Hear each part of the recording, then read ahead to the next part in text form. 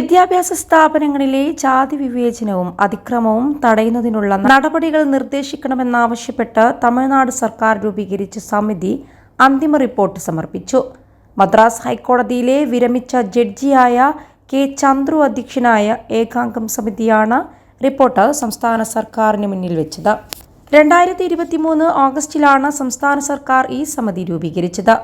തിരുനെൽവേലിയിലെ നങ്കുനേരിയിൽ പട്ടികജാതി വിഭാഗത്തിൽപ്പെട്ട 2 സഹോദരങ്ങൾക്ക് നേരെ സ്കൂളിലെ മറ്റു വിദ്യാർത്ഥികൾ ജാതി അധിക്ഷേപം നടത്തിയത് വാർത്തയായ പശ്ചാത്തലത്തിലാണ് സംസ്ഥാന സർക്കാർ അടിയന്തിരമായി ഇത്തരമൊരു സമിതി രൂപീകരിച്ചത്.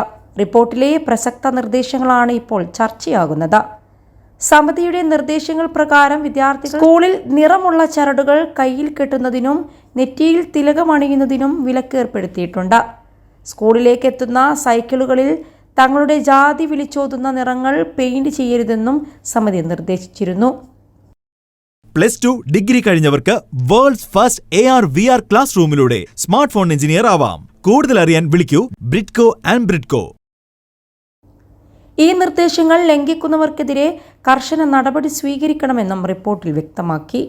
രക്ഷാകർത്താക്കൾക്ക് ഇത് സംബന്ധിച്ച ബോധവൽക്കരണം നടത്തണമെന്നും റിപ്പോർട്ടിൽ പറയുന്നുണ്ട്. സ്കൂളിലെയും കോളേജിലെയും ക്ലാസ് റൂമുകളിൽ വിദ്യാർത്ഥികളെ ഇരുത്തേണ്ടതിനെപ്പറ്റിയും റിപ്പോർട്ട് പരാമർശിച്ചു.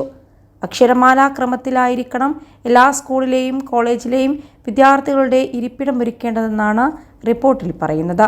ഹാജർ ബുക്കുകളിൽ വിദ്യാർത്ഥികളുടെ ജാതി സംബന്ധിച്ച വിവരങ്ങൾ ചേർക്കരുതെന്നും റിപ്പോർട്ടിൽ പറയുന്നുണ്ട്. ഹാജർ ബുക്കുകളിൽ വിദ്യാർത്ഥികളുടെ ജാതി സംബന്ധിച്ച വിവരങ്ങൾ ചേർക്കരുതെന്നും അങ്ങനെ ചേർത്താൽ നടപടിയുണ്ടാകുമെന്നും അറിയിച്ചിട്ടുണ്ട്. കൂടാതെ അധ്യാപകർ വിദ്യാർത്ഥികളെ പ്രത്യക്ഷമായോ പരോക്ഷമായോ ജാതി പേരുപയോഗിച്ച് വിളിക്കുന്നത് ഒഴിവാക്കണമെന്നും സമിതി സമർപ്പിച്ച റിപ്പോർട്ടിൽ പറയുന്നു.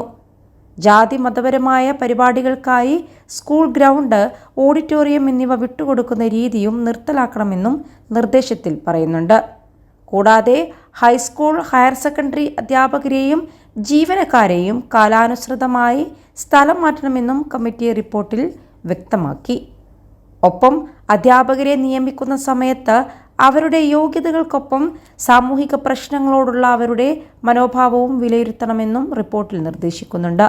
സാമൂഹിക പ്രശ്നങ്ങൾ, ജാതി വിവേചനം, ലൈംഗിക അതിക്രമങ്ങൾ, പട്ടികജാതി പട്ടികവർഗ വിഷയങ്ങൾ എന്നിവയുമായി ബന്ധപ്പെട്ടുള്ള ബോധവൽക്കരണ ക്ലാസുകൾ അധ്യാപകർക്കും സ്കൂൾ ജീവനക്കാർക്കും നൽകണമെന്നും റിപ്പോർട്ടിൽ വ്യക്തമായി പറയുന്നുണ്ട്. 21 ലക്ഷത്തോളം സന്തുഷ്ടരായ ഉപഭോക്താക്കളും 2 ലക്ഷത്തോളം തിമിര ശസ്ത്രക്രിയകളും പൂർത്തിയാക്കിയ മലബാറിലെ ഏക കണ്ണാശുപത്രി അൽ സലാമ ഹൈ ഹോസ്പിറ്റൽ റോഡ്, പെരിന്തൽമണ്ണ.